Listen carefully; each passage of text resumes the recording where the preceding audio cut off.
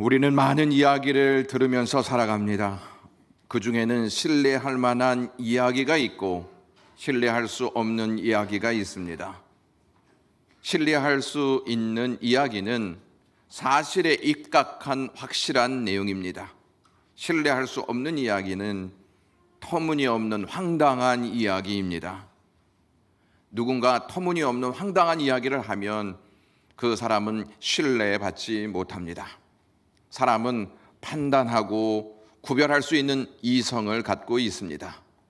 이성은 신뢰할 수 있는 이야기, 신뢰할 수 없는 이야기를 구분하여 수용하거나 거부합니다.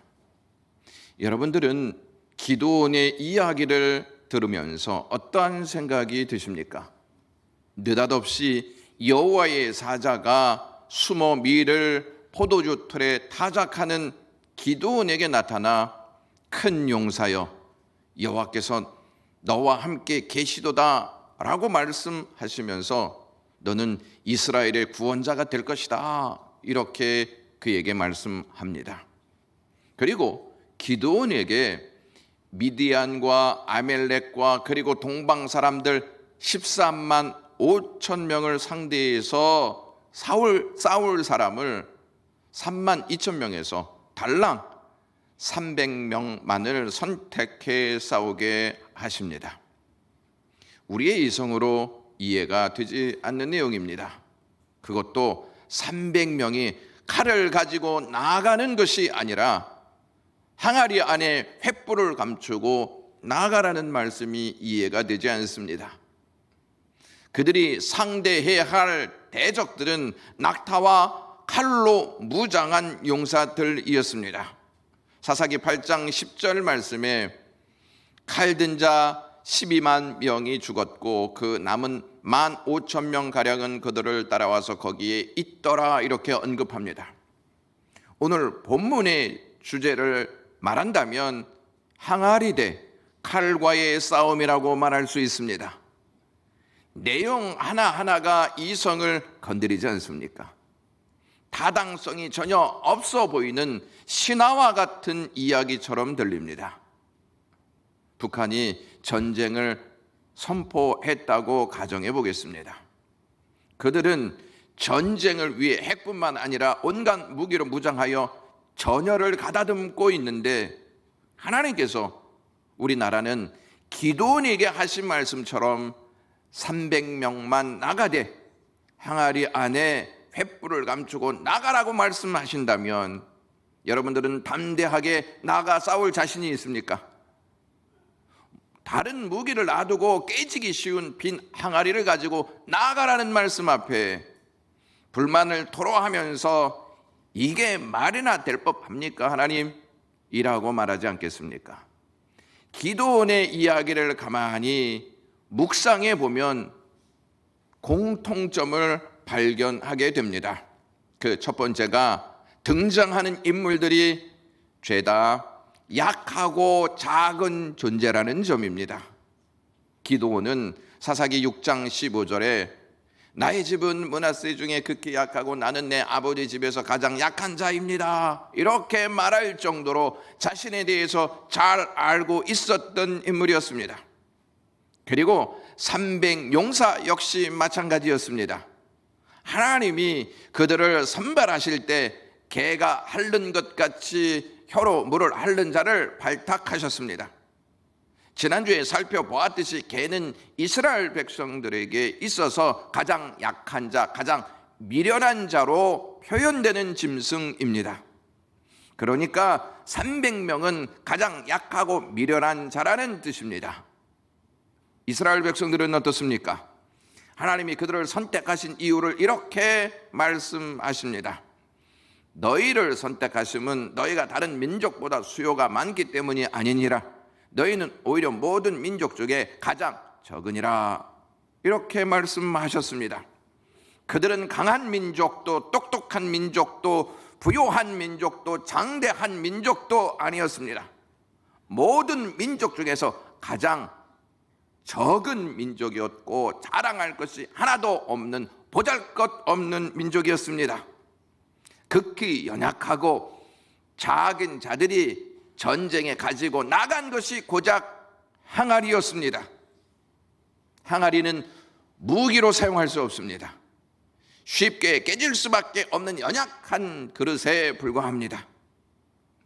가장 연약하고 적은 수의 사람들에게 항아리를 가지고 나가라, 이보다 더 우스꽝스러운 이야기가 어디에 있습니까? 그런데 그들이 상대할 대상은 막강한 민족이었습니다. 당시 최고의 무기는 낙타와 칼이었는데 300명이 상대할 민족은 최고의 무기를 다 가지고 있었습니다. 300명이 최고의 무기를 가지고 있어도 13만 5천 명을 상대한다는 그 말 자체가 말이 안 되는데, 쉽게 깨질 수밖에 없는 항아리를 들고 나가 싸우라는 것은 더더욱 말도 안 되는 이야기입니다. 오늘날 약함은 강함을 이기지 못하고 강함이 약함을 지배한다는 원리 아래 살고 있는 우리는 기도원의 이야기가 가슴에 쉽게 와닿기보다 황당한 이야기처럼 들립니다. 어떻게 깨지기 쉬운 항아리로 최강의 연합군을 이길 수 있냐는 것입니다. 기도원의 이야기가 지루한 삶을 살아가는 우리에게 재미를 주기 위한 목적으로 기록되었다면 그나마 수용하겠지만, 이것을 믿고 신뢰하여 삶에 적용하라고 하는 말씀이 전달되어지면 받아들이기가 어렵습니다. 기드온 300용사 이스라엘 백성이 강한 용사로 최고의 무기를 가지고 전쟁에 임한다면 그나마 이해하겠는데, 모두 자랑할 것이 하나 없는 극히 약하고 작은 자들이 깨지기 쉬운 항아리를 가지고 나간다는 것은 이해하기 어렵고 현실 가능한 이야기처럼 들리지 않습니다. 두 번째 공통점은 하나님이 그들을 선택하셨다는 점입니다. 기드온이나 300용사 그리고 항아리는 자신들이 자원하여 나가 싸우겠다고 나선 자들이 아니었습니다. 그들은 하나님께서 뽑아 등장시킨 자들이었습니다. 하나님이 그들을 선택하지 않으셨다면 기드온도 300용사도 그리고 항아리도 역사 속에 등장하지 못했을 것이고 여전히 변두리에 사는 자들로 남았을 것입니다. 하나님은 하나님이 선택하신 자와 함께 일하시는 줄로 믿습니다. 하나님은 그들의 연약함을 아시고 선택하셨습니다. 그들은 역사의 중심이 아닌 변두리에 있었던 자들이었습니다. 세상은 사람을 고용할 때 또는 대표를 선발할 때 대충 아무나 선발하지 않습니다. 기준을 까다롭게 제시합니다. 그들을 통해 이미지를 쇄신하고 이익을 창출하고자 하는 목적 때문입니다. 이에 부합하지 않는 사람들은 얼씬도 하지 못하게 탈락시키고 능력을 따져보고 가장 부합한 사람을 채용합니다. 그래야 치열한 경쟁에서 살아남을 수 있기 때문입니다. 세상은 이기는 자만이 대우받고 살 수 있는 곳입니다.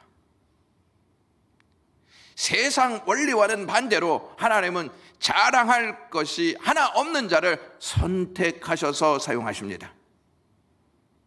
마지막 공통점은 그들은 하나님의 은혜를 입어야 살 수 있는 자들이라는 점입니다. 선택받은 그들은 극히 연약하고 작은 자들로 그 누구에게도 관심의 대상이 아닌 변두리에 있었던 자들이었습니다.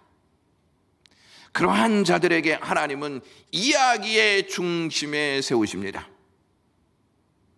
하나님은 연약하고 작은 자들에게 깨지기 쉬운 항아리를 들고 전쟁에 나가라고 말씀하십니다. 그들에게 하나님의 은혜 말고 다른 무엇이 필요하겠습니까? 하나님께서 기드온에게 밤에 찾아가셔서 이렇게 말씀하십니다. 7장 9절에 일어나 진영으로 내려가라. 내가 그것을 내 손에 넘겨주었느니라 말씀하십니다. 하나님께 구원자로 선택받은 기드온은 성급한 자세로 바로 행동하지 않습니다. 하나님의 명령이 떨어질 때까지 기다리다가 움직이기 시작합니다. 하나님은 기드온에게 진영으로 내려가라 말씀하십니다. 우리와 함께 하시는 하나님은 늘 말씀으로 하나님의 계획과 하나님의 뜻을 우리에게 말씀하십니다. 그러므로 우리가 하나님의 말씀을 듣거나 읽을 때 성령께서 하나님의 계획과 뜻을 마음에 생생하게 깨닫게 해 주십니다. 하나님의 말씀은 적진으로 들어가라는 말씀이었습니다. 하나님의 말씀대로 부하인 보라를 데리고 내려갔는데 상대할 적들이 눈에 들어왔습니다. 7장 12절에 미디안과 아멜렉과 동방의 모든 사람들이 골짜기에 누웠는데 메뚜기의 많은 수와 같고 그들의 낙타수가 많아 해변의 모래가 많음 같은지라 이렇게 말씀하십니다. 하나님이 기드온 손에 넘겨준 상대는 결코 만만하지 않았습니다. 비율을 따져보면 450대 1이었고 무기는 칼과 낙타로 무장한 최고의 군대였습니다. 인간의 이성으로는 도저히 승리할 수 없다는 사실을 알게 하는 대목입니다. 적들의 수나 무기는 참으로 위협적이었습니다. 기드온이 싸워야 할 상대는 두려워할 수밖에 없는 존재들이었습니다. 우리가 싸워야 할 대상은 만만한 상대가 아닌 두려워할 수밖에 없는 버거운 상대입니다. 우리가 싸워야 할 상대는 과학의 힘을 가지고 있고 정보의 힘을 가지고 있고 정치의 힘을 가지고 있고 경제의 힘을 가지고 있고 권력의 힘으로 무장하여 똘똘 뭉쳐있는 세상입니다.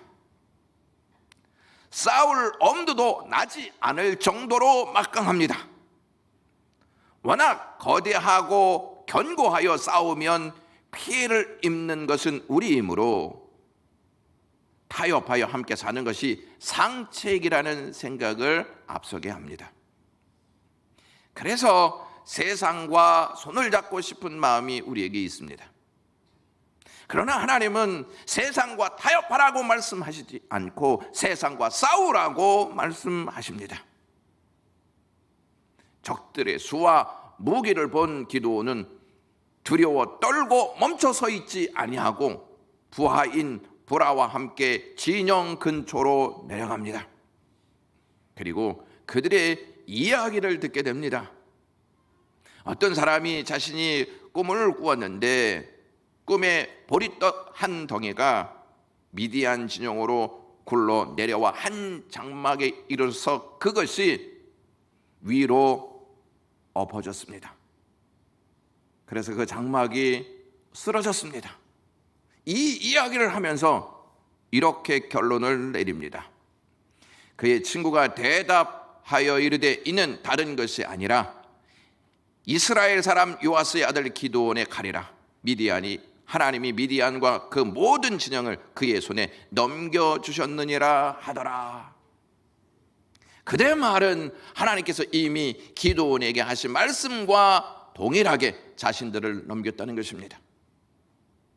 그들은 칼로 무장한 상태였지만 마음은 이미 부들부들 떨고 있었습니다.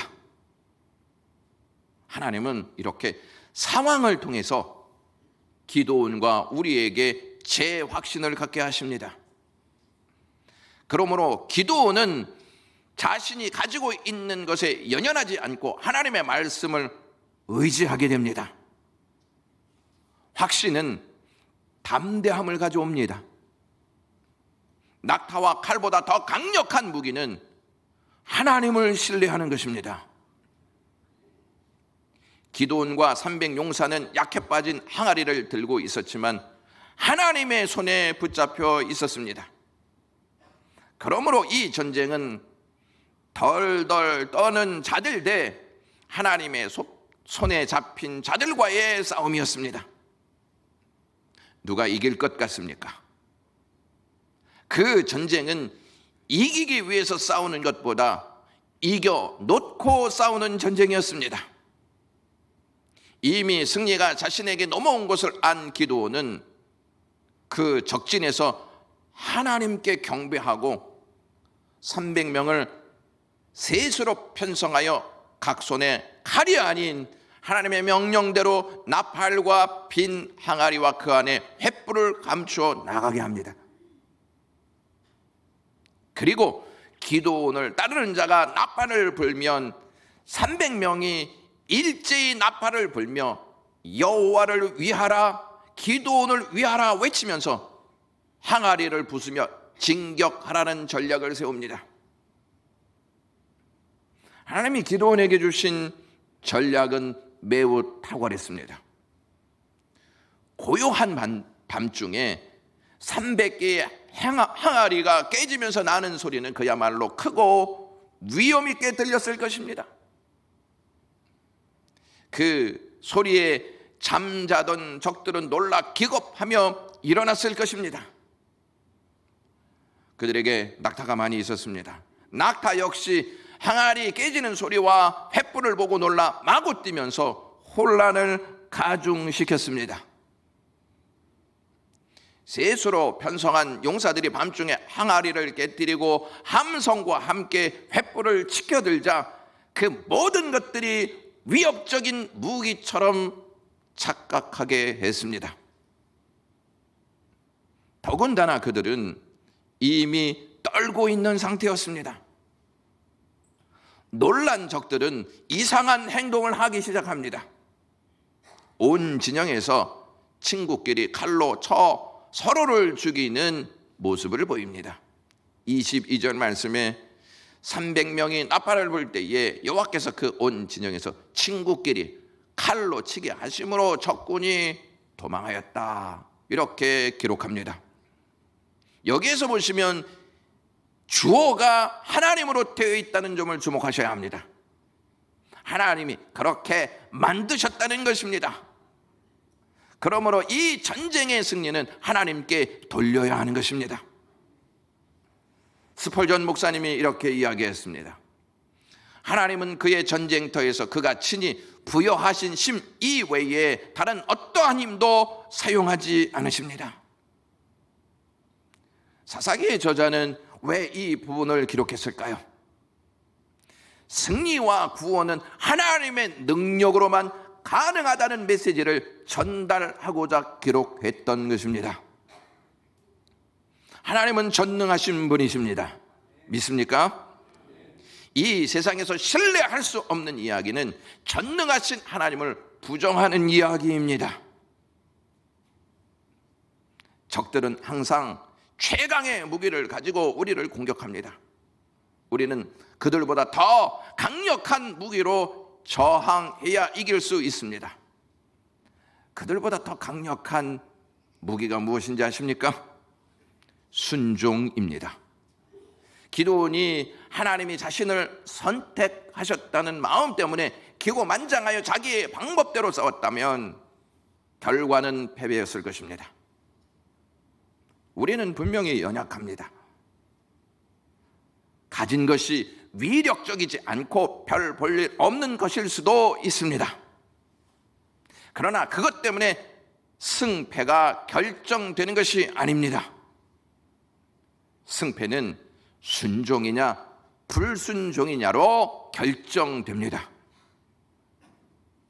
적들을 이길 수 있는 최고의 무기는 순종입니다. 기드온의 이야기는 우리와 다른 시대, 다른 상황에 있기 때문에 현실적이지 않다고 느끼십니까? 우리는 그들과 다른 시대, 다른 상황에 있는 것이 맞습니다. 그러나 공통점은 같습니다. 그 공통점은 우리는 모두 연약하다는 점입니다. 그 시대의 인간이나 지금을 살아가는 우리나 똑같이 연약하다는 말씀입니다. 하나님은 제가 대단한 사람이니까 이 자리에 세운 것이 결코 아닙니다. 저는 단 한 번도 그러한 생각을 해본 적이 없습니다. 저는 기드온이 고백하였던 것처럼 가장 연약하고 작은 자입니다. 저는 하나님 없이는 그 어떠한 것도 그 무엇도 할 수 없기에 그 누구보다도 하나님이 절대적으로 필요한 존재입니다. 제가 하나님께 이러한 기도를 종종 합니다. 하나님, 저에게 내세울 만한 재능을 주시지 않아서 감사합니다. 자랑할 만한 재능을 주셨다면 저는 하나님을 의지하며 살지 않았을 것입니다. 저는 하나님이 절대로 필요한 연약한 자입니다. 이렇게 기도합니다. 미국의 폴 위셔라고 하는 목사님이 설교하신 내용을 제가 들었습니다. 폴 위셔 목사님은 변호사가 되기 위해서 텍사스 대학에 공부하던 중에 인격적으로 그리스도를 만나 그리스도인이 됩니다.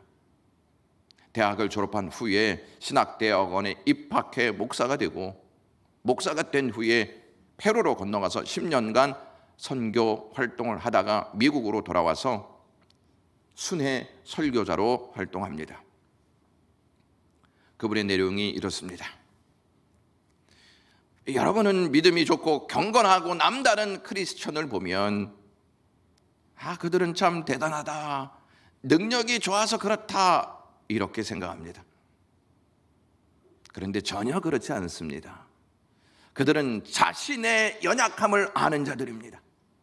하나님을 기쁘게 할 수 없을 뿐만 아니라 하나님을 섬길 수도 없고 죄와 싸워 이길 수 있는 능력도 없다는 사실을 잘 아는 자들입니다. 아무것도 자랑할 수 없는 자들입니다. 그들은 말씀의 지혜와 성령의 능력만 의지합니다. 그래서 그들은 그리스도와 가까이 동행하는 것입니다.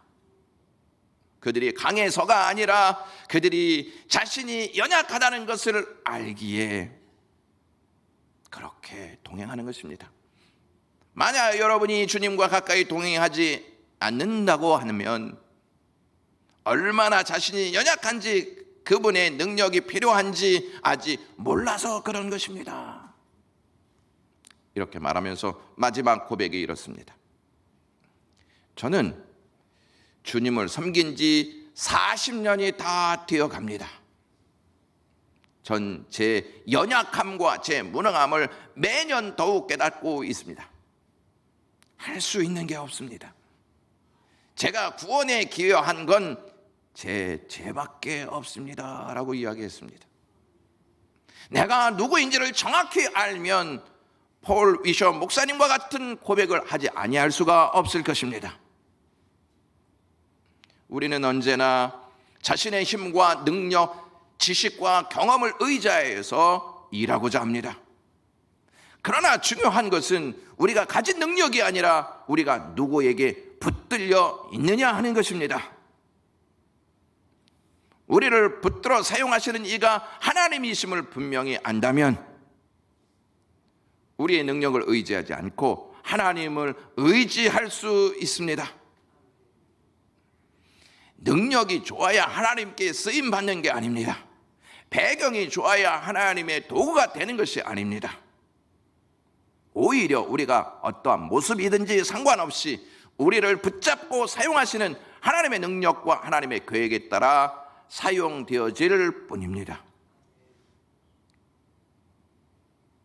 그러니 우리가 의지해야 할 것은 우리의 능력과 경험이 아니라 오직 우리를 붙드시는 하나님뿐입니다.